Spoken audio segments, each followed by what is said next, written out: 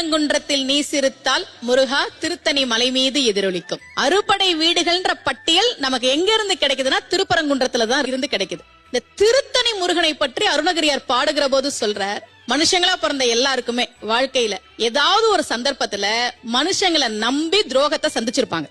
கண்டிப்பா யாருமே இல்லையே என் கூட, நான் நம்பின எல்லாரும் ஏமாத்திட்டாங்களே அப்படின்னு மனசுல விரக்தியோட தனிமையில எங்க போறதுன்னு தெரியாம நீ நடக்கும்போது அருணகிரியார் சொல்றார், திருத்தணியில் உதித்தருளும் ஒருத்தன் மலை விருத்தன துலத்தல் உரை கருத்தன்மையில் நடத்துகுகன் வேலே தனித்து வழி நடக்கும் எனக்கு வலத்தும் இடத்தும் இரு புறத்தும். நீ தனியா இல்லடா, முருகன் உனக்கு முன்னாடியும் பின்னாடியும் வலது பக்கமும் இடது பக்கமும் கையில வேலோட நான் இருக்கேன்னு வருவான்டான்னு சொன்னார்.